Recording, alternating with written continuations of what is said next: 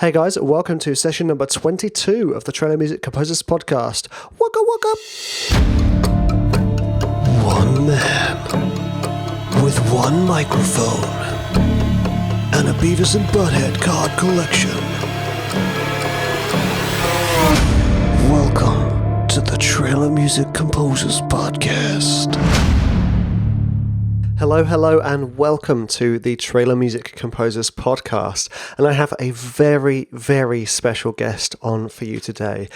Someone who I am very blessed to be able to say is a friend of mine and also a co-composer at Elephant Music. His name, for those of you who don't know him, is Ciaran Birch. He has done some amazing things and in my mind has reached the paramount of trailer music compositions when he did the Avengers End Game custom last year, which was firstly a phenomenal piece of music, phenomenally and a powerful trailer. And it just represents his skill level. He's incredibly talented and his work is just fantastic, and you can tell that by the fact that he gets the big trailers with his big sound. And the wonderful thing I love about Ciaran is he kind of has done the thing that I try to get people to do, which is just navigate the music world with their own sound. You know, I can hear a piece of music and immediately go, hey, that's Ciaran, and he is such a wonderful and nice guy. So I hope you do enjoy this. So yeah, let's dive in. Ciaran Birch, welcome to the Trailer Music Composers Podcast. It's good to have you. Thank you very much. Thanks. Thanks for having me on. This is great to be on and to chat to another human being in music during these times. Yep. So for those listeners who aren't fully aware, we are mid-lockdown right now. So me and Ciaran's life has not changed too much. We're still stuck at home in our studios, but at least we've got some Zoom banter going on, right? Zoom, I'd say I wish I'd invested in Zoom shares kind of about 3 months ago. Actually, I hadn't even heard of Zoom, but yeah, hindsight's fantastic. Yeah, big time. Or at least started like a PE program for people on YouTube or something like that. Yeah, the musician's PE class. Yeah, it's working on your wrist mostly. Listeners, not like that. Come on. Well, that's where I went to that one. I was thinking more, the guitar. Come on. Okay, right. So I have my first question here for you, which obviously I ask anybody who comes on this audience, which is not many people, but you're honoured. So the first question is, Ciaran, if you were an instrument, what would you be and why? Oh, I didn't expect that. I was like, tell me about your childhood. If I was an instrument, I see myself, that's a very good, because I was thinking like, oh, well, I play a little bit of guitar and, what's a cool string instrument and cello, double bass. And I'll tell you why, because I'm very slow at everything. And I just feel double bass is kind of ploddy. It's kind of boom, boom, boom, boom, boom, boom, boom. Nice. I just feel like that's me in a nutshell. Slow and methodical and cool and classy and a bit jazzy occasionally. Jazzy, a bit like just sunglasses on in a dark corner of some bar. Yeah, that's what I would say. Double bass. Yeah. Awesome. Nice. I was not expecting that answer, but actually this is a great thing. Your explanation does make sense. So I appreciate that. Right. So on to the meatier questions, Ciaran. Tell me about your childhood. Go on. No, that's not. Well, I got my first violin when I was 2, and my parents forced me to play it every day. No, that's the Yamaha method. Okay, so tell everyone about yourself. What's your story? Where are you now, and how did you get here? Well, I'm 32. I live in Dublin, in Ireland. And pretty much got into music itself when I was a kid. Just played guitar, and so my dad was always into guitar and Pink Floyd and that kind of genre. But when production music itself, we always had little recorders around the house, like just for my dad to play with, and 16 tracks or 4 tracks. And I'd always kind of, during my teenage years, I'd always mess with those and layer up stuff. So I was actually creating kind of production music with guitars and stuff even at that age. But again, I don't know what it's like in UK schools, but in Irish schools, there is no mention of getting into a career in music at all. So you can do music classes where you can read music, you can learn how to sight read. But I was never interested in that kind of stuff. I was just guitar, kind of, indie rock. Um, and so I always kind of thought there's no way I'm ever going to get into any sort of music career apart from maybe singer-songwriter, maybe playing in a band. And it was only really when my dad he worked in Guinness, the beer company, the drinks company. And when he retired, he'd always wanted to study music, do something in music. So he treated himself and he went to a place called Windmill Lane in Dublin, which is where U2 recorded a lot of their stuff. And there's huge bands. It's an amazing recording studio. And he just did a course there. And so he bought an iMac and he bought Pro Tools. And I said, oh, that's kind of cool. That's better than the 16-track recorder we have. Maybe I can start layering a few bits down. And then I noticed Pro Tools came with factory kind of strings or factory drums. And that was my first foray into kind of orchestral kind of recording. And so at the time I was working as an accountant. I studied accountancy, and I hated every waking moment working in an accountant's office. But I was told, listen, no, it's a great career. You stick with it. It's going to earn you so much money. And I was miserable. And one day, the company I worked for was very small, about 50 people. And they were pitching to the likes of Skype or to the likes of Orange to do money cards. So, like kind of what Revolut would be now, they did kind of prepaid money cards. And they were like, listen, does anyone play music? Does anyone have any musical background in here to maybe add some music to a pitch we're doing?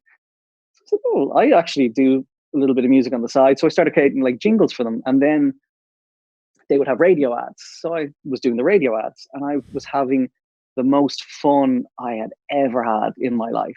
So I would go home from my accounting job. It was an hour's train journey home. And I would sit there until midnight, 1:00 in the morning in my bedroom, creating these sounds for them to go back in the next day to show the marketing guys. And I just knew that I wanted to do something like that. And I told my parents, I said, listen, I'm probably going to leave this accounting job and I want to become a composer. And obviously, as parents would be, they were like, stay in the safe job. The safe job is where the money is. But luckily, my girlfriend, who is now my wife, she was doing a PhD in science at the time. And she said, look, it's 3 years until I'm finished. I'm earning like a student salary at the moment. Why don't you go and try it? And if it doesn't work, if you're earning zero money or you're not making any headway, you go back into the accounting maybe after the 3 years. So I said, okay. So I left and I went into a golf shop because my other passion is golf. And earning minimum wage, I just did 3 days a week in the golf shop and I worked on my music. The rest did student films and tried to meet people in Ireland. And it kind of just started from there. I kind of, every bit of money I would earn, the minimum wage, I'd buy a new library. Every month I'd buy, if I could buy, I think my first library was Appassionata strings from Vienna.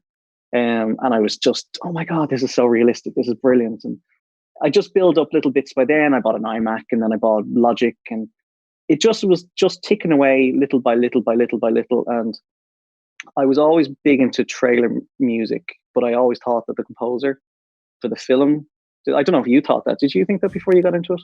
I did indeed.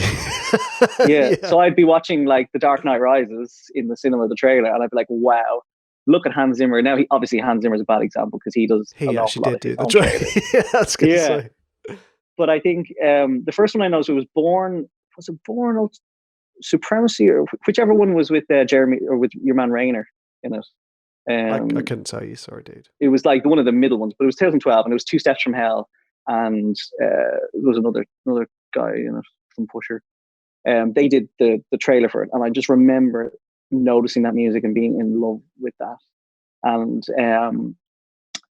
so I think it was Position Music actually had like Danny Cock and Jay Trammell, and I bought their albums because they were public albums. So I'd be listening to them going to work all the time. And just one day I just happened to be I hope I'm not eating into all your questions because this is quite a long-winded story. But no, dude. Start with we've had our starters. This is the main course. Dive in. okay, we're diving in.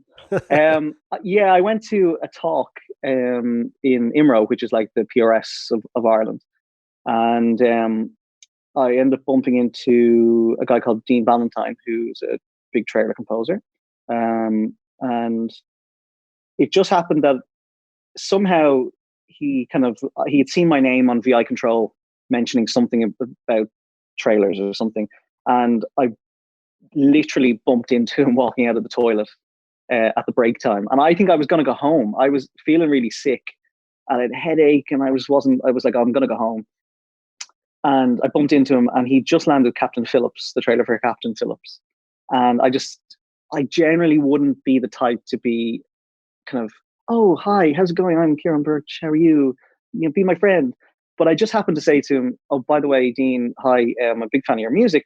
Congratulations on your latest trailer. And he was like, oh, I think I've seen your name on VI Control. Are you hanging around for the lunch break? Do you want to go for a bit of lunch? So I said, oh, wow. Yeah, that'd be brilliant. Thank you very much. So I went down, we were chatting. He'd landed Prometheus maybe 6 months before, and I kind of been keeping track of his kind of progress. And I kind of thought when I saw him, like, say, you see someone like that and, they're landing big Hollywood trailers. I thought to myself, oh, that guy, excuse me, he's probably super like did a degree in music and has a master's in music theory and can play every instrument. He's probably not going to want to talk to someone who has no music theory, is all self-taught. He probably won't want to know me.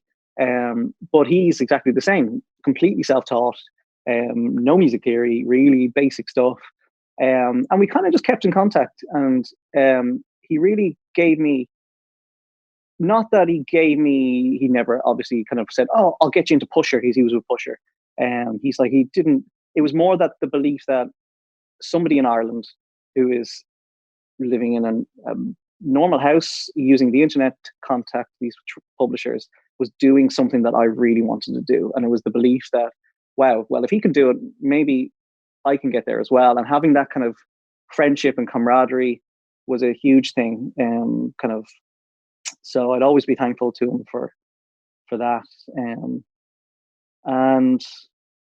then I think I put together a few tracks. They were very kind of basic, like very what would now be called epic orchestral, very like kind of dated stuff. And I sent them to about 7 or 8. That's still very present, dude. Come on, everyone loves epic orchestral. No.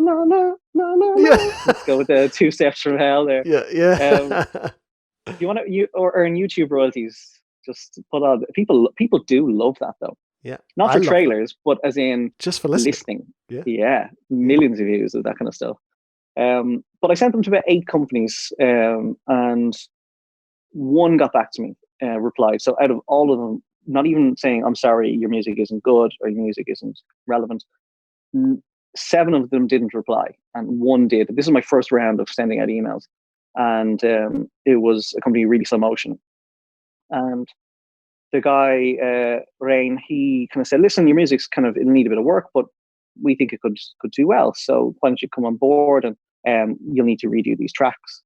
And so it was, I remember going out to dinner that, like, when I got that email to say, like, come on, join our company, I thought it was the biggest thing in the world to get even the chance, because people say to me, like, hey, okay, what's, it's generally with most of these companies, it's a 50-50 split. And publisher takes 50, writer takes 50. And people said to me, well, why don't you go and set up your own company and take 100%?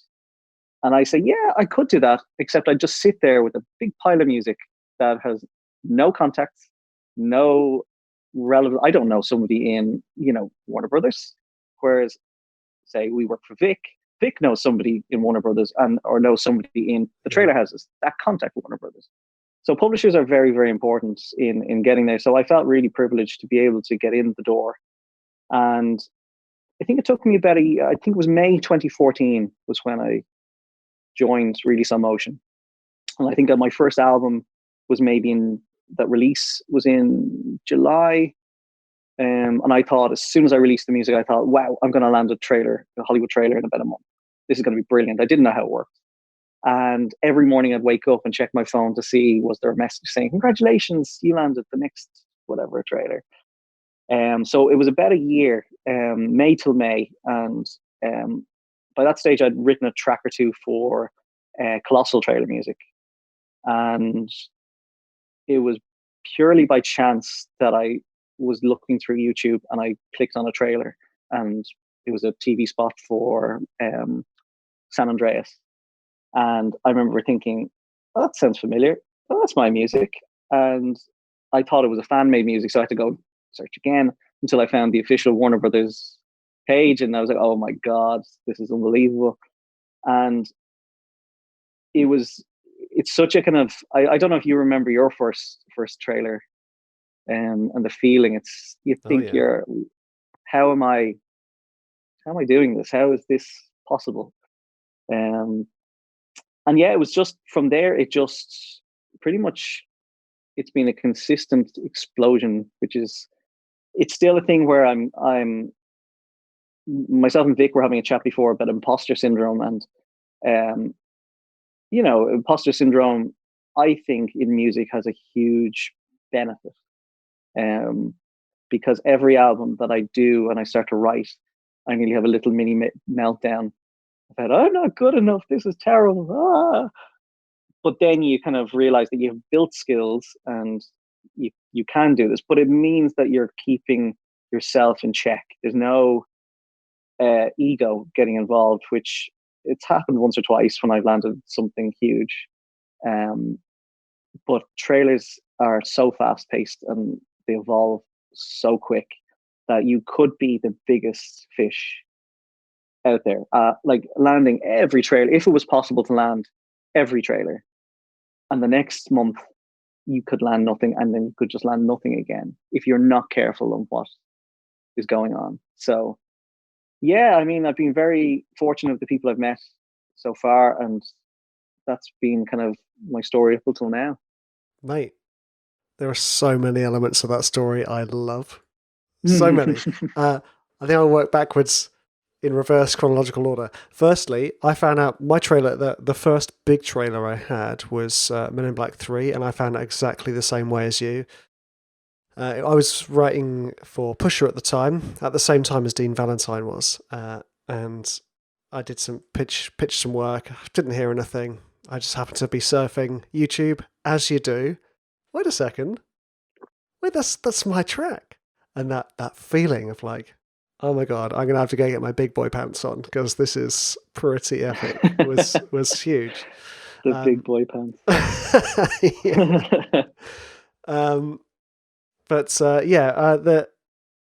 Also the imposter syndrome thing. I really like the fact that you were just saying about using it as like a driving force to kind of keep yourself on your toes, essentially. Which is interesting because my tactic with that stuff is, rather than use it as like a driving force, my tactic is usually to be like, oh, well, I'm feeling negative. I'm obviously tired. Okay. Let's stop work. Let's have a nap. I wouldn't say that. I've got 3 young children. Naps for me aren't a distant past. I'm at the stage with no children yet. But 3 p.m. naps became an all too familiar sight daily sometimes, Right. But look, you have the luxury of doing it. If you're working from home, you might as well. Exactly. This is the problem, We're all so loaded with this guilt that actually, we're doing something we love. Secondly, we're doing something from home. Secondly, we're getting paid pretty darn well for it. I said secondly. Thirdly. Fourthly, everyone around you doesn't get it. Which brings me back to one of the points you mentioned about when you first tell people, oh, actually, I've signed with a publisher and they're going to be taking 50-50. And they all go, oh, that's so much of your money. And my response to them was, well, and they would say the same thing, why don't you set up your own company? And I'd say 100% of nothing is nothing, whereas 50% of something is something. So that's the way I always responded to that, because no one ever responded to that in a good way. No. It's also a thing where I think I would be in an early grave doing what publishers do. Um, I couldn't. I couldn't deal with the different hats. I think some publishers do it extremely well, where they have different people with different hats, meaning that no one person is trying to be a chameleon. And that then comes across as being disingenuous if you're a publisher and you're saying, uh, hello, ex Trailer House. Yeah, of course. Listen, I'll get my best composer on it. And then it's a thing where you do a great job. The composer does a great job. The client is happy. It comes to the fee and they're saying, oh, I'm sorry, X amount you're charging is too much. And then you have to, hang on a second, let me get my negotiator hat and put it on. And the person you've just been super pally with and chilled and happy, all of a sudden you're negotiating and you're being a hard ass. I couldn't do that. And I think that's why some publishers do it extremely well, where they have different people, different hats. And I think it's going to stand to those types of people in the long run, the way they do it. It's a business. And I think people, when they see, I think that applies to real life as well. If people see a chameleon person that they can't get to know the proper you, and they're wondering, well, which part of Richard is it? If you're kind of saying, no way, I'm taking that fee, you can F off. That's not what I'm taking. And then the next day, you're like, hey mate, how's everything? So delighted, I want to work with you again. It's confusing. So no, I couldn't. I think I would be stressed to the nines if I ran my own trailer company. Also considerably poorer as well. Oh, also, yes. I mean, my mortgage, I wouldn't be paid. And yeah, my health would suffer. So, I mean, they're two important things in life that you need. So, yeah. I mean, even to this day, if like I had no representation, i.e., if Vic was not doing his job that he does, and somebody turned to me and was like, "Hey, we've got this. We love this track. Here's like a few £100." I'd be like, "Oh, great, thank you, thanks, yeah." Really, whereas Vic would go, "No, no, you're undervaluing yourself." Yeah, I know exactly. Yeah, and that's why we need great representation like Vic as well, and others, of course. I feel like the BBC, there are of course other representatives around, but no, I couldn't ever do it, and it's because you're essentially being a salesperson, and yeah, I think the way I try to do it is, I mean, I'm being very fortunate through working for Vic to have actually met, like, as in virtually met, because most of them are in, Los Angeles and America. Some wonderful people who are editors or music supervisors, and I can just then work on me being me, rather than, like, I don't ever feel like I have to be a salesperson, which means then that I may be coming across as disingenuous to them, because my goal is just to get to know people, and genuinely get to know people. And there's no hint of me trying to sell anything, because I just write music. If these people want to get interested in, and they would be interested in the music, because obviously we're all in the trailer industry, but it's not my primary. It doesn't have to be my primary thing of, hey, I want to get to know you because of I want to sell. And I think that's so huge, because relationships are so important. And it would be something I would tell your listeners, please, please, please do not send people, hi mate, can we collab? It is the worst thing a composer can get. Get to know the composer first. Please, like, even send an email and pick a track. The amount of people I've gotten in touch with that have gotten in touch with me and said, first of all, they quoted the wrong track, the wrong trailer. Some people even got my name wrong. And then it's a thing of, if they do kind of say, hey, I loved your Avengers trailer. Wow, it's amazing. Listen to it 100 times. And I reply, because I'm a nice guy, guys. I, like chatting to people. But then the next thing would be, after I reply, I'd love to collab. And I'm like, I don't know what you do. I don't know who you write for. I've never talked to you before. And it's like that with everything. I think if I was to message, say for, you've got Motion, you've got Wildcard, Trailer Park, all these big companies, Transit. If I was to message the editors out of those and just say, hey guys, I love your work. here's my album, the last thing they're going to want to do is listen to my album, because all I'm interested in is what they do rather than interested in the person. And I think it's so important to see the people rather than what you can gain. I think that's so important, and I think people see through it straight away. So, yes, to your listeners, please, please, please get to know the people rather than just seeing what they can do. Well, Ciaran, you've made me feel really small because I never get those emails. No, Well, see, never. you have a whole cohort of students. Yeah. So I don't have any students. So I would say, when I say I get loads of emails, I would say you're probably talking maybe a dozen a year. Mate, is probably it. That's a dozen more than myself, I would say.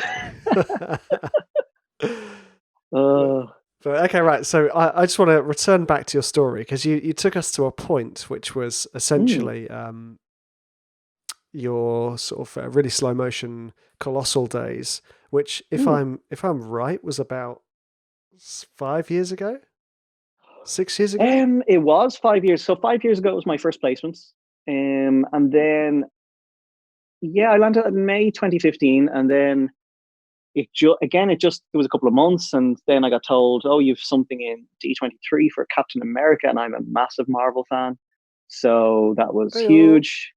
Marvel. And then it just kind of like, really slow motion were really like a great company for the tracks that it did. It was like, oh, okay, here's another trailer, here's another trailer, here's another trailer, and it was surreal. I mean, I was still working in the golf shop. I worked there until 2016, about July of that year. And the reason I left was mainly because I was doing my first solo album with Vic, with Elephant Music, and I wasn't going to get it done with the amount of hours I was doing in the golf shop. And like, again, you're working for minimum wage, and you're having to deal with, I mean, like, it's the best thing you can do if you want to become a composer and you're struggling with a full-time job. You don't have a mortgage, you don't have kids. You can take a financial hit. It's lovely to have that money kind of rolling in while you're getting yourself going, because I think one of the biggest kind of what would you call it? Like, the things that stops you writing is stress. And if you're stressed, you quit your full-time job and you're sitting there every day forcing yourself to write good music, I think mentally you're not going to be at your best. And so that really helps me kind of get to where I got to. I was earning enough money from music that I could say, I'm comfortable that I can quit, and I'm pretty sure that it's going to keep going and I can earn a living at it. Was this in the 3-year window? This was yes, I quit my full-time job. I quit the part-time job just as Jill was finishing her PhD. So she finished in June and I finished in July. And as in, by that stage, not only had I landed a trailer or two, I'd landed many trailers, but I was making a full-time living from that. So yeah, I'd surpassed the kind of the top goal that we had set, and that was going to be, look, if you're making any sort of living at it, stick with it. But I was at the stage where I could actually go full time. So yeah, I mean, actually, I haven't really thought about that in a while, how fantastic that was, because you kind of push it to the back a bit. Dude, that's amazing. Within 3 years, like, it took me 7, so 7 years. And look where you are now. I know. Well, yeah, exactly. This was it. Oh, I wish I could remember what it's called. The tortoise and the hare. Slow and steady wins the race. And what did you work at for the 7 years before you? I used to teach music, so that was either like a peripatetic guitar teacher, which is like traveling to schools teaching guitar, or teaching big whole classes of instruments. So I had like 30 kids with ukuleles or African drums, and then one school they really enjoyed the classes I did, so they turned around and said, actually, we'd like you to do all of the music for the whole school. So I was there for 3 or 4 days a week, teaching sort of 6-year-olds reception, 5, 6-year-olds up to year 6. So yeah, it was tons of fun. Kids are bonkers and so entertaining. I felt like I was in my maturity level there. It was lovely. Oh, I am definitely. I loved Hans Zimmer's quote before. Growing old is mandatory. Growing up is optional. Big time. Big time. Yeah. It's lovely still being in a room with the amount of people who find so much enjoyment from farting. That as the teacher, You should come over to my studio. That's pretty much. Oh, amazing. Yeah, so it was loads of fun with that, and I did really enjoy it. But yeah, so it took me a while, but yeah, 3 years, dude. That's immense. Now, Thanks. What I'd like to know is how you went from you went full time essentially. I say full time because obviously once you're working from home, you're probably not working 40 hours a week, are you? Or what's the full time? Is it 25? 25? I don't even know. I don't think I've ever worked full time. I think 37 hours, I think, is a general 9 till 5 or 6. Thank you. There we go. That's what it is. Yeah. So 37 hours. I definitely don't do 37 hours. No, unless I have a custom and it's crazy hours or a deadline that I have left until the last minute for an album. But no, I wouldn't be doing that either. I don't think. Okay. So my question to you is this, right? So you've just quit the day job. Mm-hmm. You're steaming ahead with your trailer music career.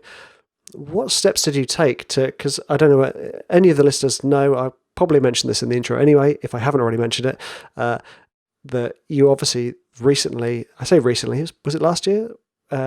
Wrote the custom for one of the Avengers End Game trailers, which for me, as we talked about at the time, that was like the paramount of trailer music. I don't think you can get much bigger in scale and emotional weight and like childish excitement than the Avengers End Game trailer, because obviously it was the culmination of all the Marvel Universe stuff up to that point, and it was huge, it was massive, it was exciting. So how did you go from doing some stuff with really slow motion, which was still getting amazing placements, obviously, but going full time to then landing, I would say, one of the biggest trailers of all time, personally? But how did it get there? I suppose, again, if you want to start at the beginning of that time, it's like I feel like I've always had the same idea of what my sound is, but if I listen back to the tracks from years ago, they are completely different to what they are now. And I think it's a thing of, I don't just jump on the newest trend. Like, it took me ages to, say, get a piano ping in my music, or it took me ages to get a ticking sound. And I don't like jumping on these things unless I'm told by a custom to jump on it.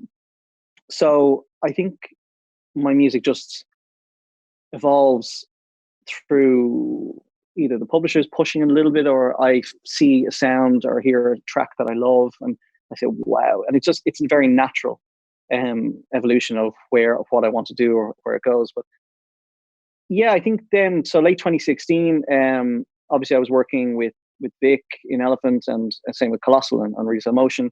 I worked with Release Motion up until 2018. I mean, Elephant is kind of my main company now, and I do a bit of work with Colossal, Trailer Music and Audio Machine. 2016, had you done No Control in Chaos with Elephant Music by then? Yeah, that was my first track with Elephant. So I remember I got a message from Toby Mason, who masters and mixes a lot of our tracks. And he just said, hey, look, there's an album, sound design, would you be interested? And I said, yeah, cool, okay, yeah. I'd never worked with Elephants.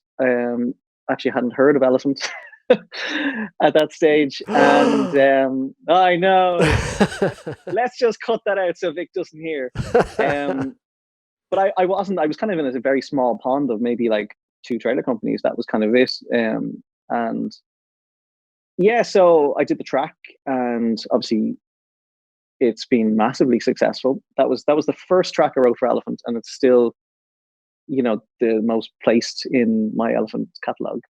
So yeah, that was late 2015 I wrote that, and got published in 2016. So that was kind of when it started getting a little bit of traction, and Vic was like, hey, do you want to write a solo album? And so that was the kind of big thing that I did. started writing in late 2016. Vic threw out half of my tracks, and then it got published in 2017 when we redid loads of them.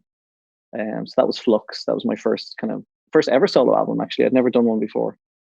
So yeah, that was kind of the lead into that one. So No Control of Chaos was my first one. Yeah, you're still getting placements from Flux, aren't you? You got one recently, didn't you? Yeah, Singularity, which it's so funny listening to or seeing the comments, because Vic was saying to me that's nearly like 1 million plays or something on YouTube.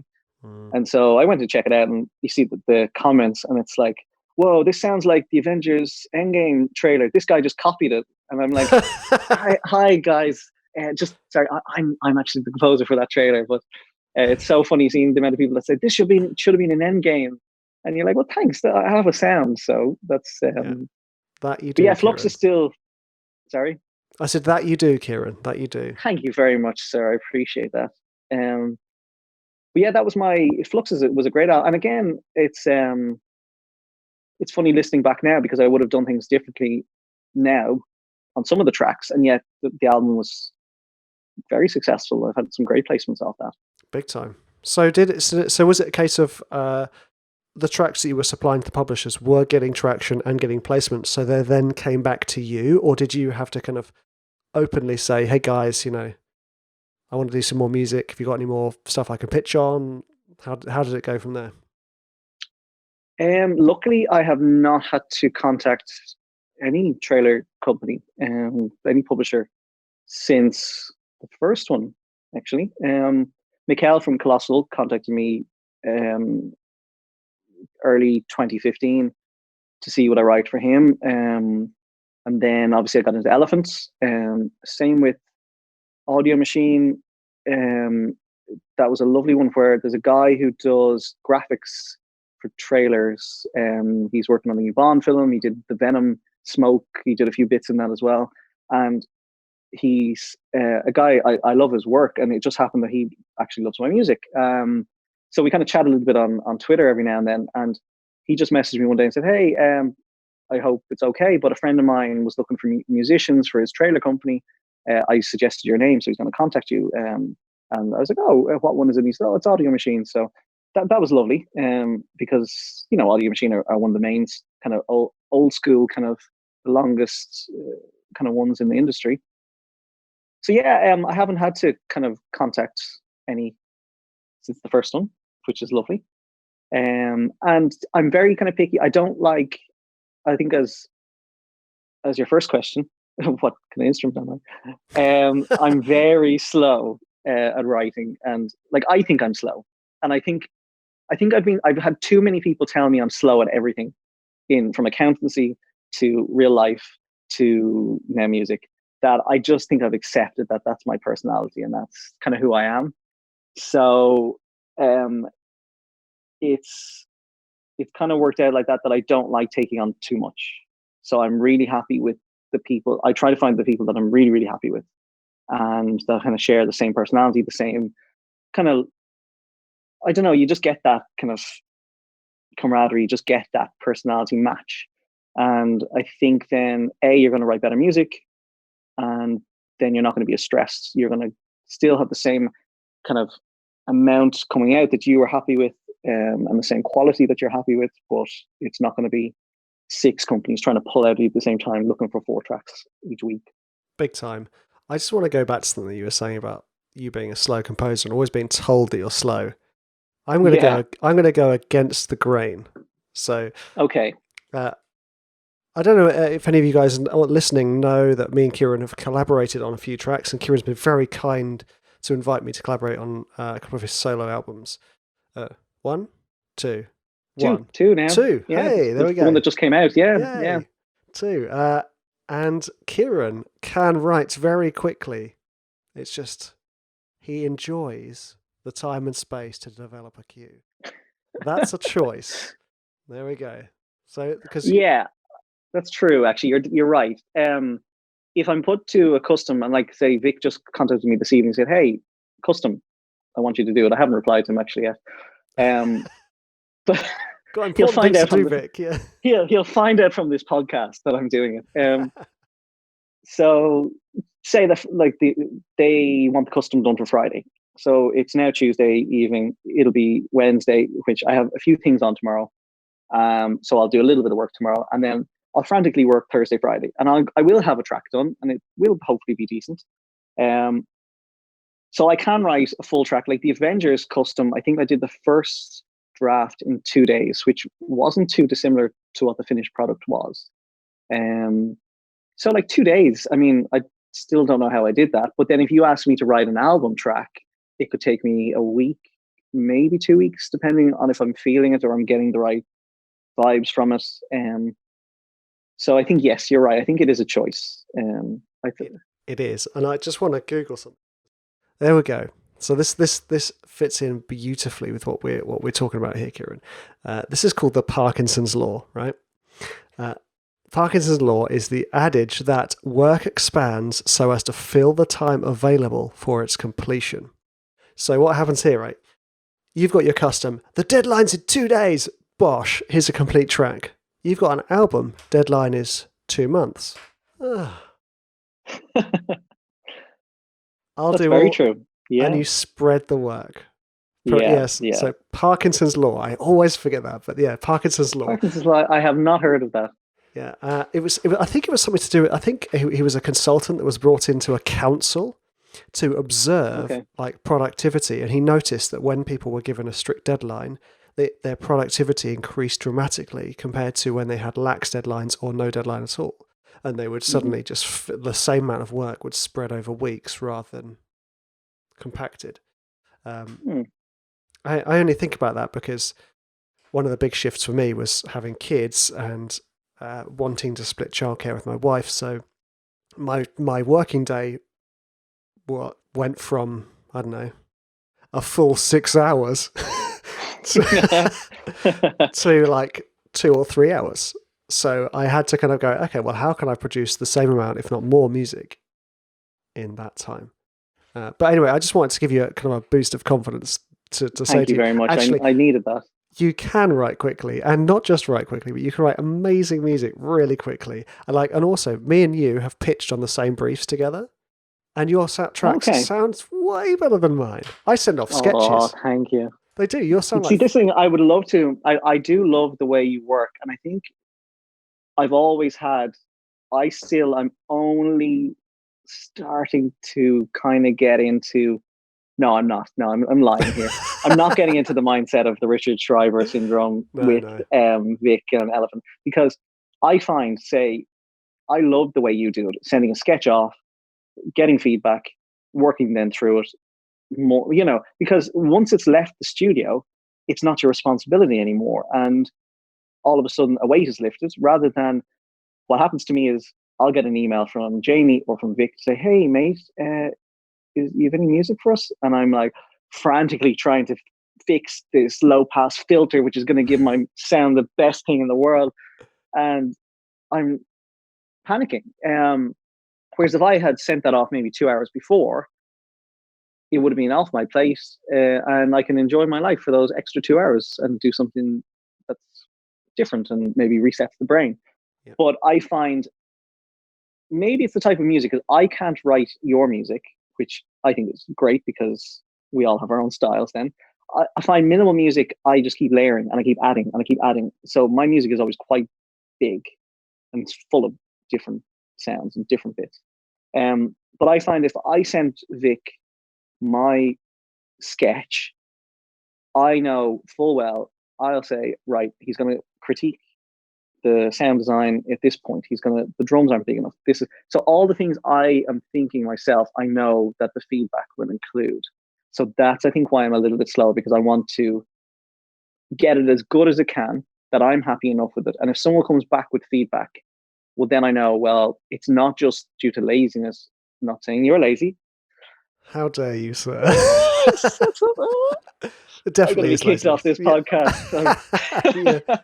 This one's cancelled. But I'll just feel that I didn't I was like, I knew he'd say that. I knew that was going to come back as a feedback. And so that's probably why I massage it a little bit more. But if I'm not given the time to, like you said, if there's a deadline, I either have to I think decision making, I'm all for that. I'm pretty terrible at decision making. I kind of overthink things a little bit too much. So I think that does come into the music. And I have listened to a lot of your podcasts actually about, like, look, let's try and kind of make a decision, like, let's just keep writing, don't be editing, all that kind of thing. I think it's quite interesting. So I've been trying to kind of include a few of those in my process. I'm flattered. So, thank you. No problem.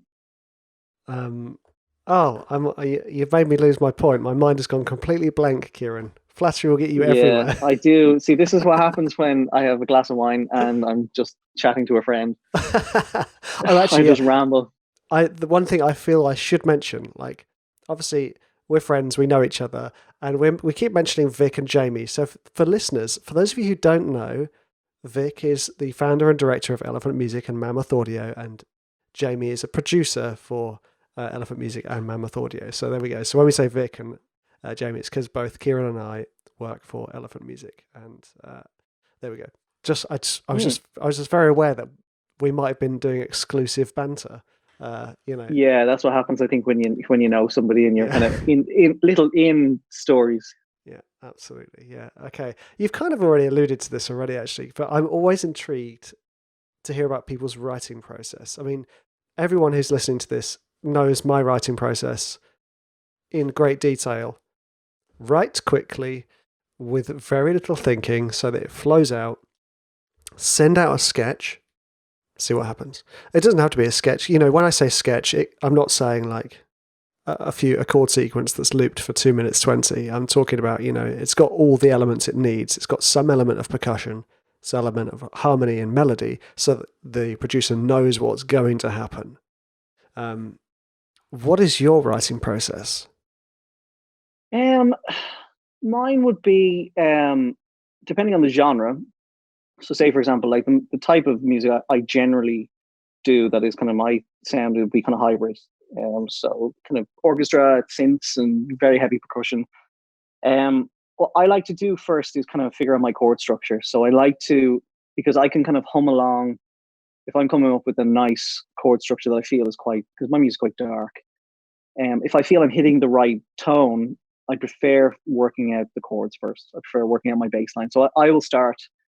I'll load up a bass patch and just mess with that. I'll just do loops of recordings and try and figure it out. And once I'm kind of happy with that, I'll start trying to figure out, okay, well, is that because I found there's a good few tracks which have come out recently, which the bass is the melody. The bass has become the part you're humming along to. And I think the composers who started doing that, that's what I'm saying. I find that the music I write is driven by more what I feel and what I'm emotionally drawn to, rather than the next trend. But obviously, the trends are very important, as we both know. You have to stick to what clients want, what is current. There's no point writing Two Steps from Hell music from 2007 now, because that's not what they want. Unless you're going to YouTube plays. Unless you're going to millions and millions and millions of YouTube plays or TV shows. The amount of TV shows that I've watched that have Two Steps from Hell built into them, it's absolutely insane. Rock and roll. But it's a thing. That's what I would start with. I would generally, these days, I've started writing Act 3 first. So the end of the track, the big, meaty, giant part, which is selling the movie, which is telling you the tension is here. Each character is doing whatever, flying through the sky, and I just found that I struggle with intros and I struggle with section ones. And so if I write the part that I really feel I excel with, which is the big part, I have every part of the track loaded into that. I have all my percussion, I have all my synths, I have my orchestra, and now I can say, okay, well, how do I want to build to this?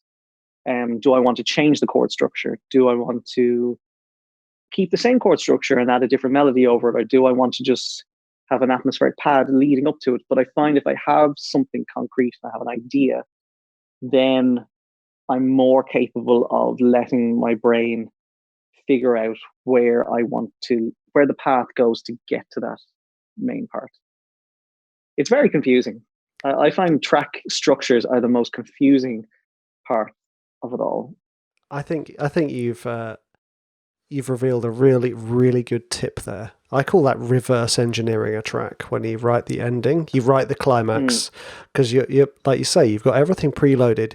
You know the end goal, so the path is much clearer. Because sometimes what happens, I mean, I'm sure you get this too. You start with Act 1, you get into Act 2, and you're like, "This is immense. This is immense." Then you go, "Oh, what am I supposed to do now?" You know, how do I make this any bigger? Yeah. So yeah, no, I completely agree, and I like the idea of that, and I still do that to this day as well. You load up, I don't know, 60 patches, going crazy guns, doing their business, and then what I do is I take a few of them, move them back, so I'm using them as blocks, and gradually take out blocks, going back until we get to the intro when there's like one instrument, and then the next repetition of the loop is 2, 3 instruments, and then you gradually build the instruments as layers. And then obviously you can fine tune it with automation and, velocity curves and things like that to make it the transitions feel more natural. But I do like that a lot. That's very interesting. I think because I think the whole point of the thing I like about trailers is, and I think which is the really hard part as well, is that you only have a general trailer. If you're doing a cinema trailer, it's 2 minutes 30 ish, give or take 20 seconds either side of that. And you have to tell a full story in that time. And it's trying to, as you said, there's building blocks for that. And once you have the blocks in place, but you still have to tell a story. So you can't just, I've created this lovely section 3. Well, do you know what? I'll just loop it smaller for section 2. I'll loop that smaller again for section 1. There has to be a story and a kind of flow to your track that makes the editor and the client and the supervisor interested in your track, that it's worthy of telling the story of the film that's there. And I just find the structure is nearly as important as the kind of what you're doing in your track with the production and the kind of melody as well. Because you don't want someone to say, "Oh, here, hang on a second, I know what's coming up now," and bam. You want them to be intrigued by every bit that they hear within the track. And I find that very difficult. Yeah, I think it's silencing the inner critic an awful lot, as we talked about with the kind of, the criticism of when you're writing, and it's difficult. People think, okay, maybe the more you land trailers, the easier it gets. I think it becomes more difficult in a way, because you can't rely on the same tricks and things you did in the last track. You kind of have to create something slightly new, or you might kind of be forgotten, which is a scary thing in this industry. You won't be forgotten, Ciaran. Don't worry. Thank you. I'll keep working. I have a house to keep, so. I think going back to what you were saying about the structure being one of the most difficult bits, I think that point that you mentioned there is one of the reasons I sort of sculpted my workflow the way I do. Because one of the first things I will do is I will sketch out the entire structure first. So in the same way that you will have your chord progression, I generally will start with a bass line or a chord progression or some kind of pattern. And I will just literally copy and paste and then color code. So I've got, this is Act 1, this is Act 2, this is Act 3, this is the drop at the outro, whatever it is. And then I go, there's the structure. Now let's get in the detail. And it might be worth having a try, because it used to stress me out, structure as well, for that reason, that I would start at the beginning and work up, and then Act 3. The mind kind of I think you're right. They always say, what's that? Fail to plan.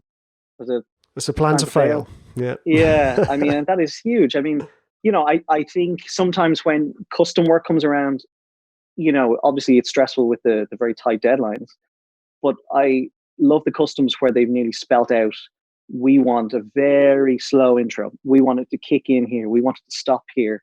Then we want an Act 3, which goes crazy and it ends around the 30-minute mark.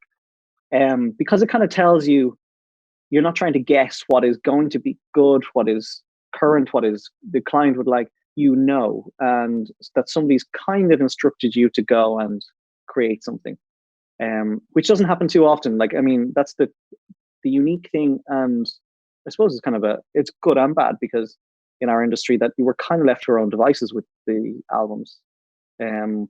Whereas in films, for example, obviously you've got your locked picture and you have to compose to that. Whereas we don't have that. We've full creative reign over the type and the length and the style of the track. But that obviously leaves a lot in our course to try and figure out, which can be a lot. Yeah. I think that's one of the reasons I don't do customs. You know, if I do, they have to be a custom that's already using my music. I'm like, I'm not going to do any customs, guys. It's way too stressful. Like, you know, I have the utmost respect for you, but the amount of customs you do, and, you know, like I said, doing the Avengers End Game custom, that, you know, must have been a lot of work, and stressful work too, because obviously we're working with LA time with customs. So we do our work during the day. They wake up and tell us to do more work. So we work through the night, and then they go to sleep. We have to do our work the next day, so it's ready for them when they wake up, and then that carries on. It was like one of the best experiences of my life in music to do that custom. Not just because of the film itself that I was working on, because obviously I'm a massive Marvel fan. I have been since I was a kid. Like my dad would bring home Spider-Man comics and Venom and Carnage, and, you know, I was huge into, we had 1960s, you know, old comics in the house from Marvel. But the people that I got to work with on it, the editors and the music supervisors, to kind of see the detail that they would want in their trailers. You know, it could be a brass, you know, rise that they're like, oh, the brass isn't brassy enough here. It's not kind of raspy. Can you do that again? And I'm like, okay, I'll do it again. Nope, still needs to go higher. And you're like, I've layered like 16 different brasses in there. I don't, you know, we've got like 16 patches of French horns. How can I go bigger? But it's to look at that, and when you see the final product come out, and you're like, okay, I see what they were going for, because we don't get to see the trailers. That's a huge part of our job, that people go, oh, wow, did you get to see the trailer before it came out? And I was like, no, I still haven't seen it in the cinema. Ireland is awful for trailers. I think I've landed, I'm about 60 trailers at this stage, and including TV spots. And so I can't think of the percentage that is theatrical trailers, but I have not seen one single trailer in the cinema. Oh, mate, it's a magical experience. And I've asked the managers at the cinema, and sorry, we don't have that one in stock. We only get given the teaser trailer, and you're like, oh, well, I did trailer 1, or I did the teaser and they only have trailer 1. Oh, mate, I'm sorry. I know it'll happen one day. But sorry, I digress there with the custom.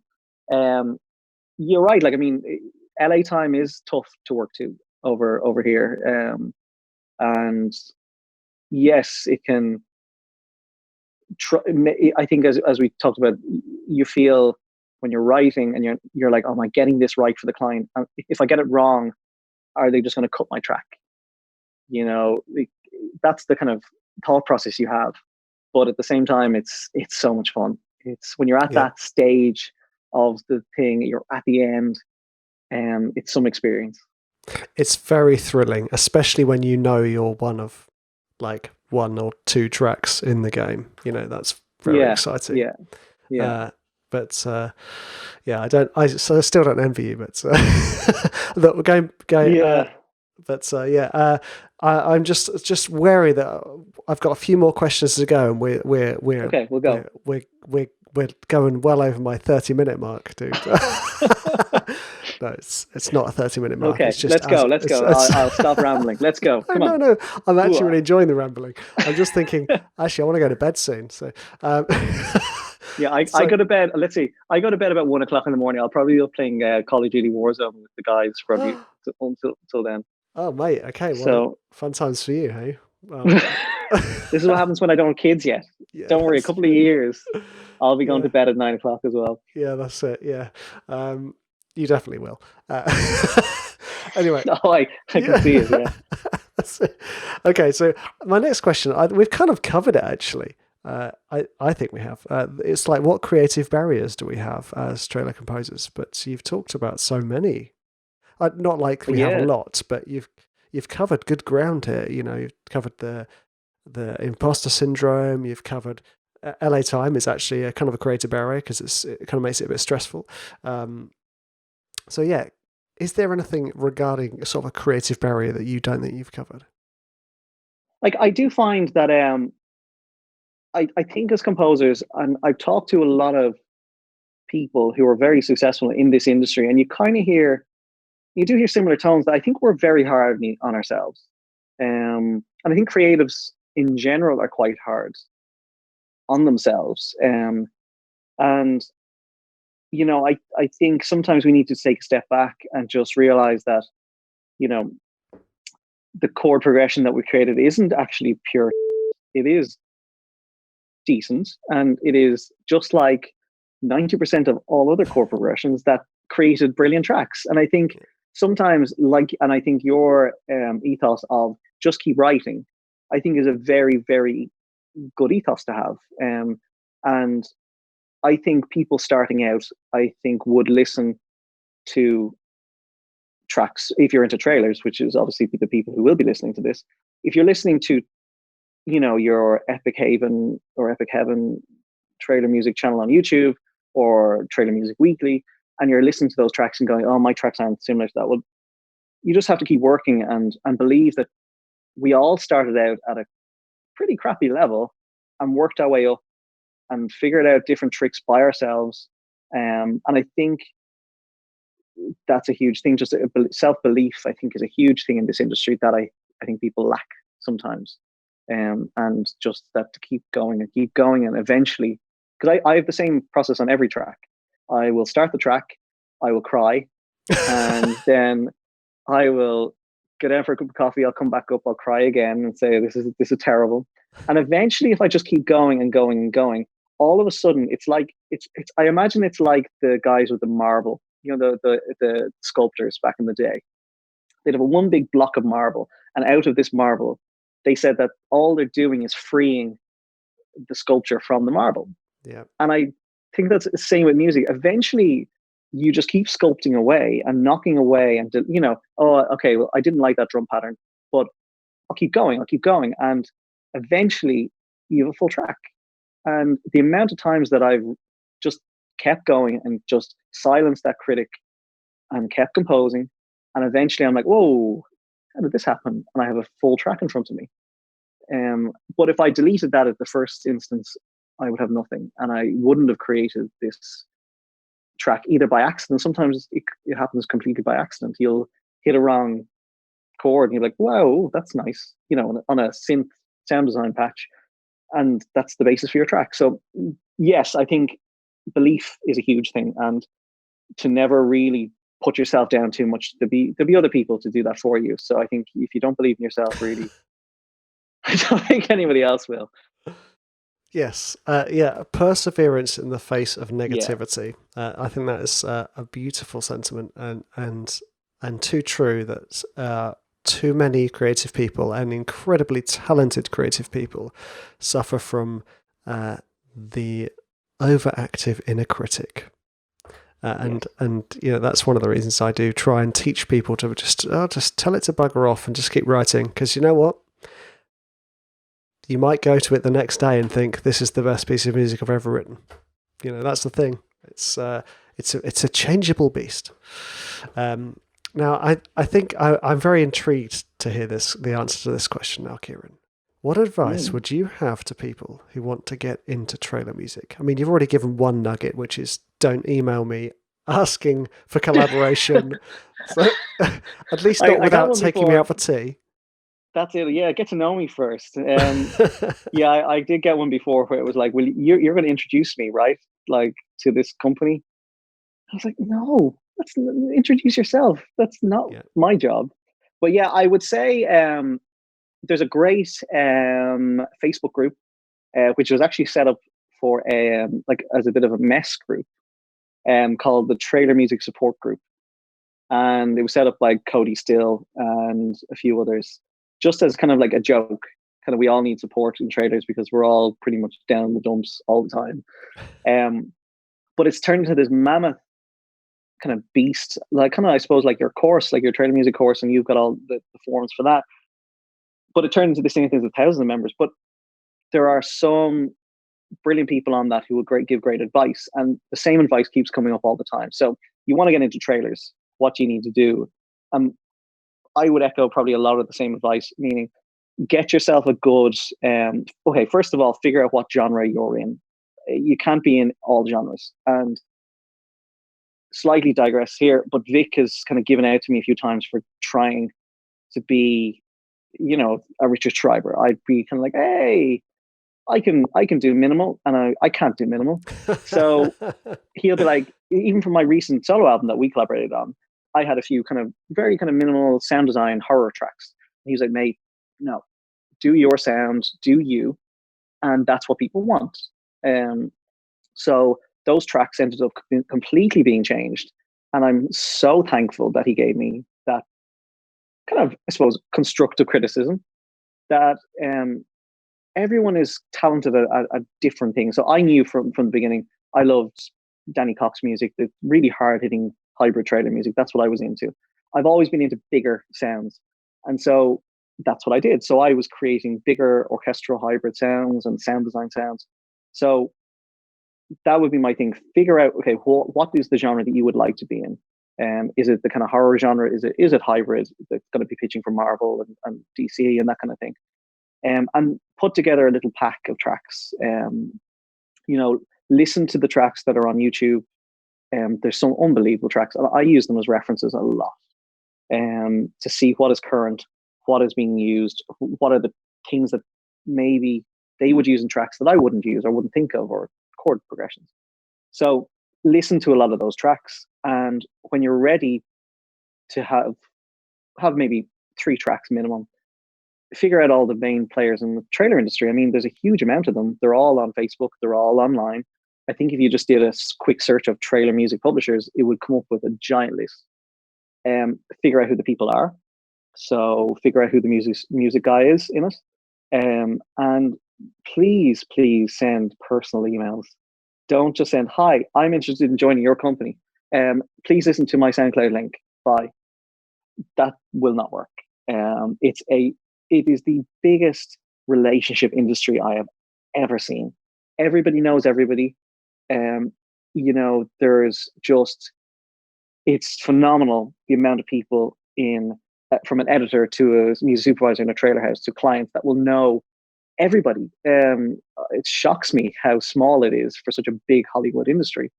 But please be personable in your emails, and maybe people won't get back. It happens a lot that they're busy, that they just have their own company to run. But if your music is good enough and you keep knocking on a door, somebody will take you on. One of the good companies will take you on, and start from there. It's criticism from these guys. I remember, even with Release on Motion starting out, I would get an email about a track and they would tear it to shreds. And same with Vic, an Elephant. He still tears my tracks to shreds. And the little ego inside me cries and it dies a little bit. It goes to hide in a corner. And there have been times where I really would like to email Vic and say, no, my track is fantastic. How dare you tell me that this is wrong or it's not building enough for. But you swallow that pride and you go and you do it. You make the changes, because these are the people who know, if you're with a good company, who know what to do, and they know where the track should be. They know what they're asking for. And I think that is one of the biggest things I will always take with me whenever I write music, that when somebody gives me criticism, if it's constructive, I will gladly take it, because it's the only way you'll improve, and it's the only way you'll keep improving, which means you'll have a long career and hopefully keep earning money. And that's what I would say is the way to do it. I mean, be humble, stay focused on what is there. And, if you don't get taken up by a trailer company, first off, just keep trying. I mean, if this is what you want to do and your goal is to land a trailer in a Hollywood film, it's doable if you have the right skills and you keep at it. And there's too many people I do see who quit or who do get that ego, and it really is not an ego-driven industry at all. It's not. So they would be my tips. Great tips, actually. I often talk about that. Actually, my career has been formed on relationship, and your career, and from start to finish. I say finish from start till now. From start to finish, you're done. Yeah. Once you come on this podcast for an interview, your career is no, that's it. I'll send the lads round. Is all about building relationships. You built relationships with these people. You made connections. Like, I love that story about the guy in Marvel, who the illustrator or designer who you'd built a relationship with, and then he introduced you to Audio Machine. Crazy. And just out of, like, what a lovely guy. And it's not like we're best friends. I mean, that's just that's the power of this industry, where if you were very genuine, even, for example, I met this lovely girl who works for one of the trailer houses. She's a music supervisor, and we both followed each other on Instagram for ages. But I'm not going to start, like, I mean, unless there was something to message her about, because we're kind of strangers to each other, really, apart from I love her career and I love what she does as a music supervisor, and I would have hoped that she liked my music. But there was one time where she had a picture of her dog up and was saying something about dogs, and I have a Saluki dog, and I just commented something on it, and she was like, "Oh my God, you have a dog as well. I saw pictures on Instagram." And 3 hours later, she was like, "Oh my God, it's 4 a.m. in Ireland. I'm so sorry. You better head to bed." I was like, "Oh no, don't worry about it." But there's a relationship. Like, I mean, she's such a lovely person, and I didn't just go and spam her messaging with check my music, because that's not what relationships are about. We just happen to be in the same industry, and hopefully, I'm sure she thinks hopefully I'm a nice person. But that's what I love. That's what this industry is about, and we're all there's a job there to be done, which is, for us, it's create music, and for them it's to get the good music. But they're not going to go and pick your music out of a hat if you're just emailing them stupid stuff, So yeah, that's what I love about this industry. Wise words, sir. Wise words. Thank you. Okay, we are on to the quick fire round. Okay. So this is like, I mean, I may not get asked to collaborate, but I definitely get asked a lot of these questions. And this is nerd questions, everybody.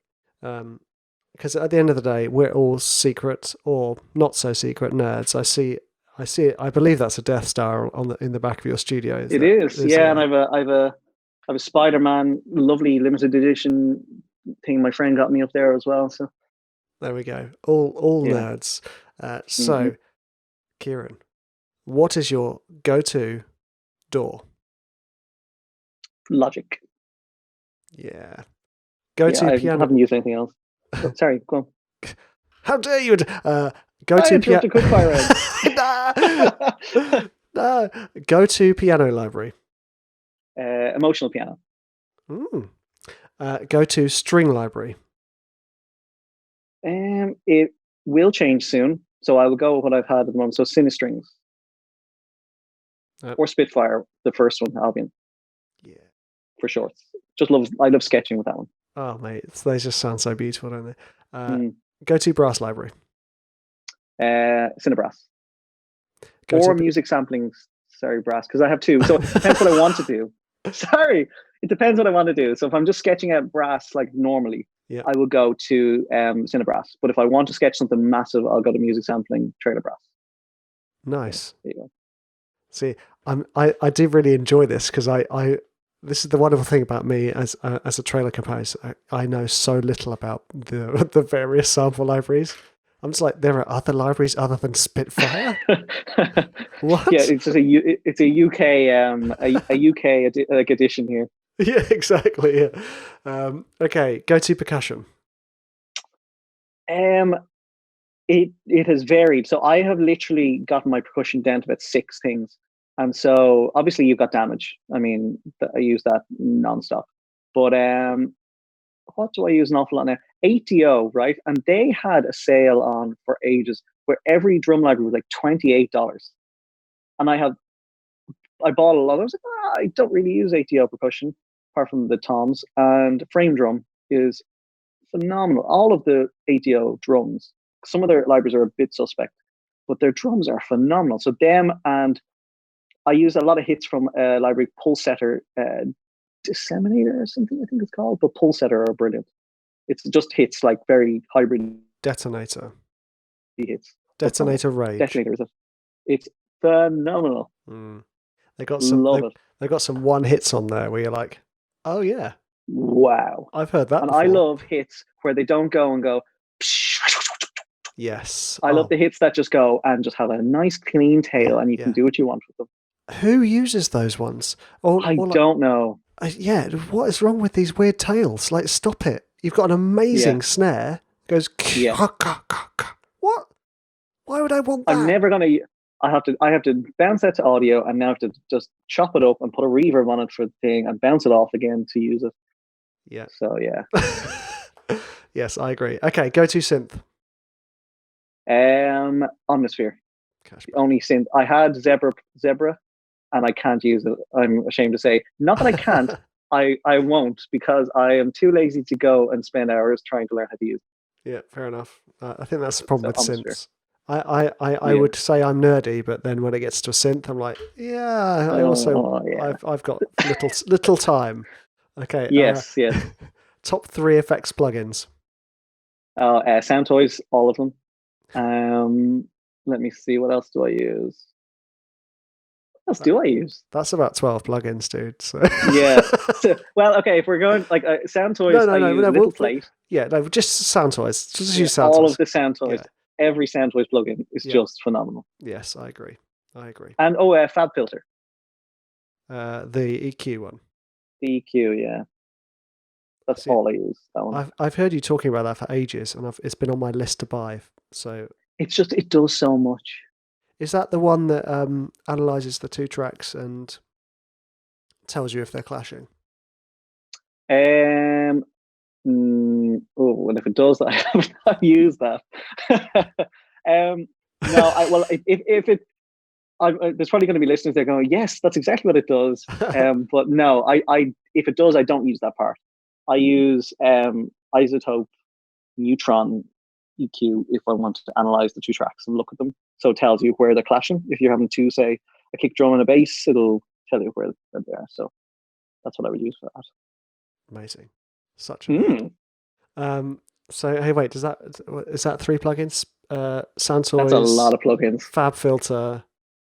Well, you said neutron. Yeah, so we got 12. We got 12 Sound Toys plugins in one. And then the Fab Filter, EQ, Q3, and then if we're saying analyzing tracks, there's also one called Waze Factory, something that I bought, and it pretty much, again, if you put that on your track and you can it's like side chaining it to another track, you can actually then it'll kind of start to look at, say, you just put a filter on it, and it tells you then, okay, well, I'm going to dip the track that it's on by X amount, because the bass is heavier in the other track. You know, so if you wanted, say, the synth, and you're like, oh, the bass is a little bit too heavy, I wanted to go kind of, up and down a little bit.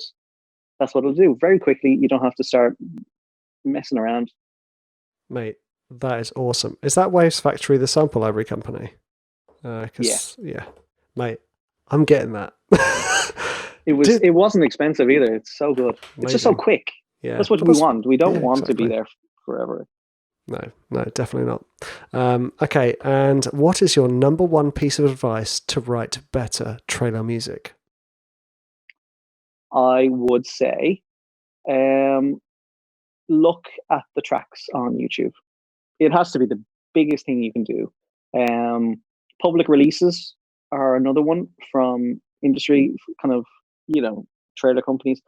But sometimes those tracks are brilliant and they're fan favorites, but they're maybe not what's landing.